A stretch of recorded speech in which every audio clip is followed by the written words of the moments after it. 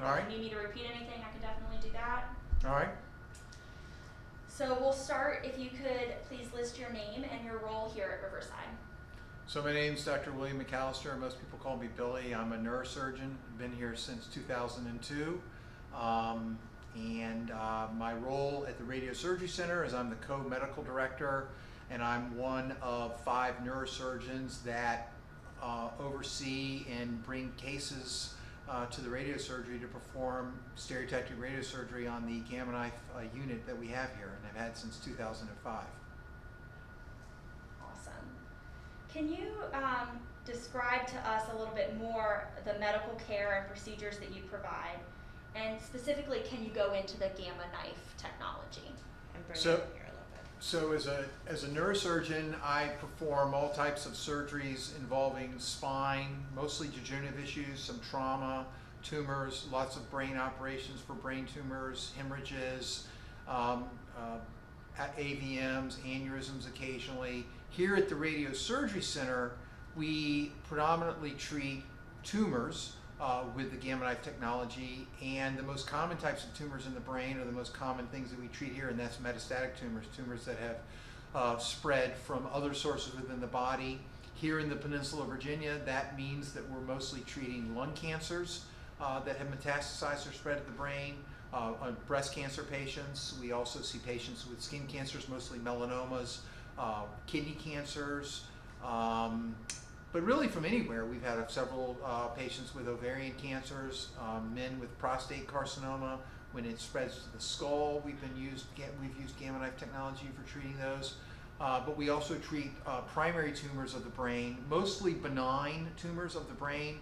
The most common tumor that would be a primary tumor of the brain that we treat is a tumor called a meningioma.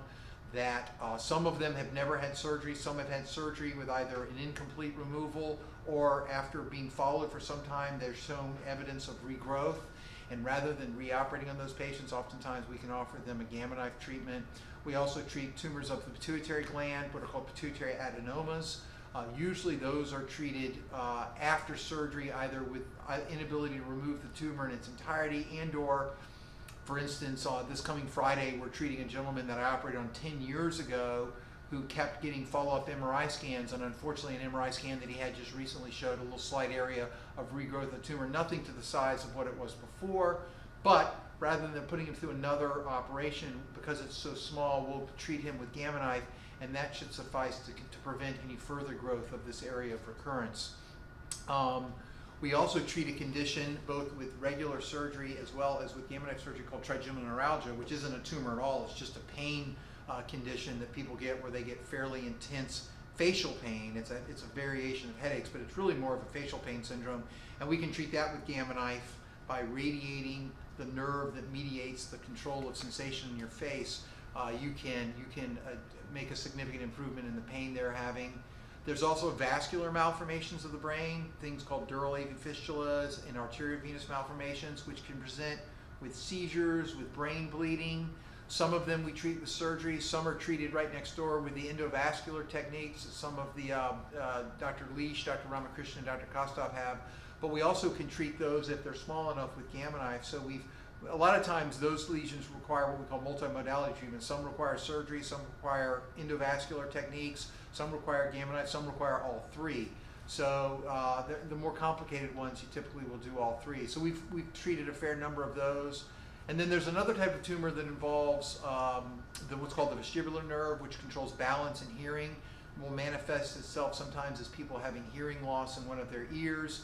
And these are benign, slow-growing tumors of the vestibular nerves, which traditionally were always treated with open surgery, but also respond fairly well to Gamma Knife surgery in that we can stop them from growing and getting any larger. So it spares people having to have a protracted, operation that when I was in residency, that was the only way they were treated. But now in 2020, the vast majority are treated with Gamma Knife. So those are the main things. Unfortunately, we still can't really do much with some of the more malignant primary tumors, in particular what are called gliomas. A lot of patients with that want to know if they're a candidate for Gamma Knife. To date, those have remained sort of outside of the ability of Gamma Knife to benefit them. They just don't seem to respond as well to Gamma Knife. But that's sort of certainly going back to what Richard said, the thing that we treat the most here at the radiosurgery are metastatic tumors, because when they're small and they're detected early, regardless of the type, they're treated almost the same exact way. They're easy to see on MRI scans, and our effectiveness with the Gamma Knife in treating those is quite high. Awesome. And so can you touch maybe a little bit on how the Gamma Knife technology that we offer at Riverside might offer some hope to patients who were otherwise considered maybe untreatable, or just how the benefits of what this type of technology offers? So the big thing about the Gamma Knife is the precision that it offers. Almost every tumor is treatable with some form of radiation, but radiation over an indiscriminate amount of brain tissue is never good for the healthy parts of the brain. And the real thing that the Gamma Knife helps us to achieve is the ability to deliver radiation to only the prescribed areas that are abnormal in the doses that it takes for the radiation to be effective, and to limit the amount of radiation that goes to parts of the brain that don't need radiation. And so it's the precision that it brings to the treatment is what really makes it sort of better than all the other options. The margin of error for a Gamma Knife treatment is usually about 0.8 millimeters, which is more accurate than the best surgeon's hands in the world. So we're able to sort of deliver these treatments to these tumors even when they're adjacent to critical structures, and limit the toxicity that the radiation might prevent, like the nerves that control vision, the optic nerves, and still make the tumor that's sitting right next door go away or cease to be a problem.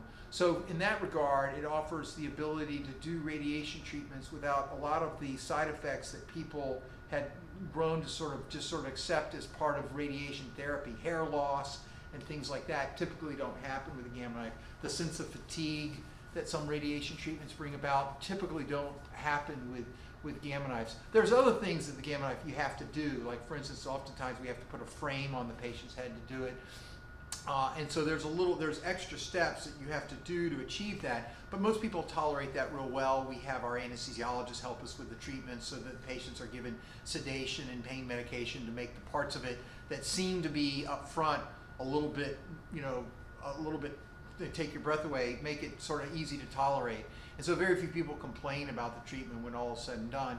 And because it works fairly well, it's now been around, it's technology that's really been around. We've had it at Riverside since 2005, but it's really been around. It's been in the United States since 1986. It's been in Europe since the early 70s. So there's a huge, expanse of knowledge. We have a partnership with the folks at UVA, where UVA was the second radiosurgery or Gamma Knife center here in the United States, and we've had a long working relationship with them. We don't rely on them as much as we used to. When we first opened up in 2005, we relied on them a lot. We were constantly, asking them, well, how would you treat this? How would you treat that? But now we've been doing this for 15 years, and we've cultivated enough experience. We've essentially got the same team here that we had when we opened the center in 2005. We've all been here now 15 years doing this together, and we've generated a level of expertise just due to the fact that we've done so much of it that we really, while we still have our affiliation with the University of Virginia, we don't really lean on them nearly as much. There's maybe a case every 4 to 6 months where we might call them and say, hey, how would you prescribe the treatment for said lesion, or would you break it up, would you do it all in one? But that used to be a daily thing where we call them up. Now we don't do it as much anymore because we've really gained a lot of just experience and really know-how, and have seen our results now going on for 15 years, have published our results in some peer-reviewed journals. In fact, I think we had 5 publications last year that were put out and put into peer review. We had a really motivated resident in our transition year here, and he went on to do his residency in radiation therapy at the Mayo Clinic, and he was a real go-getter, and he wrote up 5 different papers that are in various states of publication and presentation at national meetings. So we've been able to not only do treatments that are offered other places, but also sort of contribute to the general literature and to the knowledge of how these treatments play out and sort of help guide therapy. So it's kind of nice for a place like Riverside usually isn't involved in that sort of stuff. A community hospital usually doesn't publish what they do the same way you would if you were at a major medical center. But that's one thing here at Riverside that we've done a lot of, because we're one of very few community hospitals that have this type of technology combined with the machine next door, the Varian Edge. So we really have sort of the full gamut of what's called stereotactic radio surgery and radiation treatments, which, you know, a lot of university hospitals have that, places like the Mayo Clinic. But not many community hospitals aside from Riverside have a Gamma Knife Icon unit and a Varian Edge, an inpatient CT, an in-house CT scanner, where all this stuff is done here. You'd have to drive to Charlottesville before we put this up to get the same thing. And if you lived in some states, don't even have a center like this in the whole state. So we're fortunate in that regard, and we like, you know, the fact that we can offer something that is at the leading edge of where medical therapy for these things currently exists. Fantastic, very well said. So on November 11th, or today, we are sharing some health system updates with our donors and friends. Can you tell us about some of the recent advancements in neurosurgery care, and if we have what we have here at Riverside that really sets us apart, in addition to the Gamma Knife technology? Well, last year, end of March, beginning of April, well, this year, right at the beginning of the coronavirus clampdown, we upgraded our Gamma Knife to the latest iteration of it. It's referred to as the Icon unit. And the advantage to the current unit is that we don't have to do every treatment in a frame. Our previous unit, which was called the Perfection, required the patient to be in a frame, which was great for precision. But the folks that make the Gamma Knife created a way to essentially match that precision with using something called a mask, which is, there's no penetration to the frame. You have to penetrate into the skull with this thing. It's fine little things, and patients are anesthetized when that happens, but that is an extra step. With the Icon unit, we can do the treatments, what's called mask-based treatments, which utilize technology that modulates where the patient's moving and can compensate for that. And the advantage to that is that previously we were limited to some extent based on the size of the tumor. So tumors that got upwards of about 3 centimeters across, you really couldn't treat with the Perfection unit. It's just too much of a volume. The physics of the radiation was such that you couldn't control where the extra radiation went. With the Icon unit, which we got back in April and brought on board, like I said, right about the beginning of the clampdown, we can now treat fairly sizable tumors. And because it only requires that the patient come in for a mask, it's easier than to come in one day, have the mask put on, it fits to the board here, get a treatment, go home, recuperate for a few days, come back, use the same mask, and do the same treatment. So essentially what the Icon has allowed us to do is to combine the benefits of the traditional way of doing radiation, which is small doses on multiple days with rest in between, with the precision of the Gamma Knife. And so we've been able to take tumors that previously we wouldn't have been able to treat except with either surgery or with conventional radiation, and treat them with Gamma Knife. I have a patient who's unfortunately dealt with metastatic melanoma, skin cancer, and she presented with 3 rather large, after 2 surgeries and Gamma Knife for those surgeries. Unfortunately, in the process of her ongoing care, she presented with 3 new surgeries, one of which was really large and rather deep in her brain. And either she would have had to stop her chemotherapy for a melanoma and undergo a fairly risky brain operation to make this large tumor out, or, you know, raise the white flag and say, well, you know, cancer's won, I'm not going to survive this, because conventional radiation doesn't work particularly well for melanoma tumors. But we were able to treat her on the Gamma Knife Icon unit, and I can't recall if we did 3 or 4 treatments, but within like 8 weeks, when we did a follow-up MRI scan, this large tumor and the other smaller ones that had recurred, they were all gone. In our MRI, it looked like nothing had ever happened. And we've had a couple of patients like that who've had these large tumors that really weren't candidates for surgery, and we were able to do what are called fractionated stereotactic treatments on the Icon unit, and they've done really, really well. And we weren't able to do that until April of this year. And so that has expanded the capabilities. In fact, we just treated a lady yesterday for the 2nd time who has had previous treatment on our other stereotactic unit. For her metastatic, she has what's called a carcinoid tumor, and she's a long-term survivor, but she keeps showing up with new lesions, and she showed up with 2 lesions in the back of her brain called cerebellum. One was really large, and she's another patient who conventional radiation wouldn't have done her very well.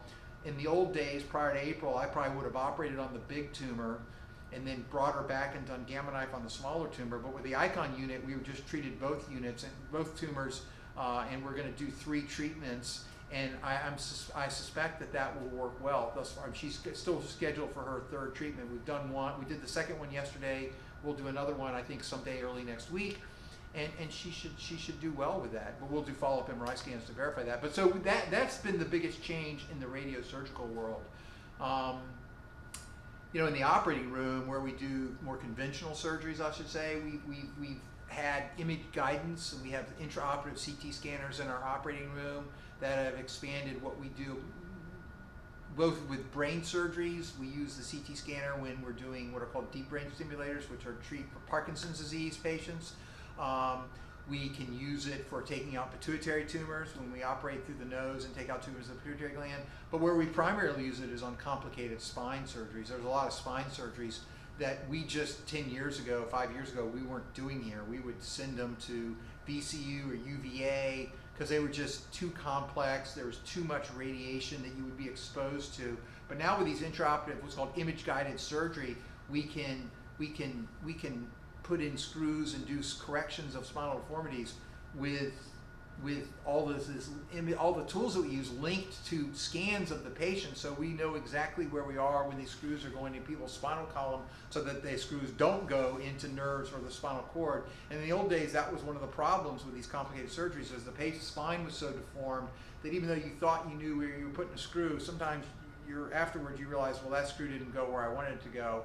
And now we really don't have that. So we've been able to really expand the kinds of surgeries we do, and patients don't have to travel long distances. We can do all that stuff here. And then, you know, the other thing that relates to neurosurgical treatments is the way in which we've advanced in treating strokes and aneurysms with the interventional service. One of my partners, Dr. Kostov, and two of the neurologists, Dr. Leash and Ramakrishnan, now routinely treat aneurysms that used to require craniotomies, where we'd open the skull and go deep down in the brain and put clips on these aneurysms. Now all of these treatments can be done basically through the blood vessels, the same way heart disease is now managed with stents and balloons. Aneurysms in the brain and blood vessel aneurysms in the brain are now managed directly through the blood vessels, as opposed to going through the skull. You just come up with your various catheters through the blood vessels of the brain. And so the effectiveness is equivalent, and obviously if you don't have to make a big cut, you don't have the long healing that is associated with some of those things. So that's been a real advance. So I think across the board in neurosciences here at Riverside, we're really, you know, kind of at the edge of what technology allows us to do. We do, you know, functional surgeries with the deep brain stimulators for Parkinson's. We do all of the stroke care. If you come in with a stroke, you're treated like if you had a heart attack, and they try to rescue the brain tissue that might be damaged. If you come in with an aneurysm, you get coiled and treated, usually within 24 hours. And so, yeah, we're kind of at the same place. If we were, I think the type of neuroscience care we deliver is equivalent to what you get at most university and teaching centers. Awesome, that's fantastic. Thank you so much for all that. Last question here. As a donor yourself, what does supporting Riverside mean to you? And do you have a message to those watching from home who continue to support Riverside and the work you do? Well, I mean, the reason I support Riverside is, well, when I work here, so I want to see it do well. But I mean, I support it because I want the healthcare for this community that I've lived in for 18 plus years to be as top notch as it can be, and for as many people to have access as that can benefit from it. So I support it because I want this hospital to be able to provide a level of care that, you know, if my wife were sick, she could stay here and I wouldn't have to feel compelled to call some other, you know, call Richmond or call Charlottesville and say I want to bring her there. I want it all to be able to be done kind of in my backyard. And I think it's good for the community to have outstanding health care. I think it's sort of like having good schools. It makes it a good place to live. It makes it a safe place to live. And I want Newport News to thrive because I live here and I don't plan on leaving. So, you know, and I just think that giving back, you know, I mean, I'm rewarded well for doing the work that I do, so I feel like I'm obligated to, you know, give back to the community, give back to the healthcare, the, you know, institutions in this community, and try to do what's right for the peninsula in general. For sure. And do you have a message for the folks at home that are watching that support the work that you do?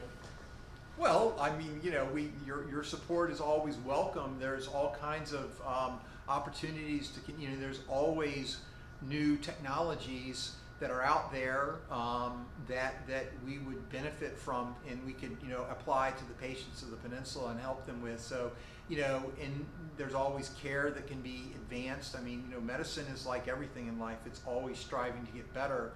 But getting better in medicine, unfortunately, costs money. I mean, it's expensive. These devices are expensive. Medicine, and in particularly neuroscience care, is costly. So to do it, you have to have resources, and so it requires some level of philanthropy to build these kinds of things up that then later pay back down the road. But there are a lot of upfront costs, and Riverside, like all health systems, is under the gun. Payers don't reimburse us as well as they used to. So it does require more philanthropy to get these things done. If we want to continue to make this hospital and hospital system, outstanding, it's going to require more and more philanthropy as the days go on. It's no different than what the gun that universities are under. All universities are doing more and more fundraising because they get less and less support from the government. And so they need more and more of their alumni to help them out. And I think Riverside needs the alumni of the healthcare system to help them out. It's no different. Awesome. And would you be willing to say thank you to our donors for? Oh, sure. Yeah, we appreciate everything that the donors have done for neurosciences, for the health system, for the hospital, for our patients. It's much appreciated. Every penny is appreciated, no doubt. Awesome. That's perfect.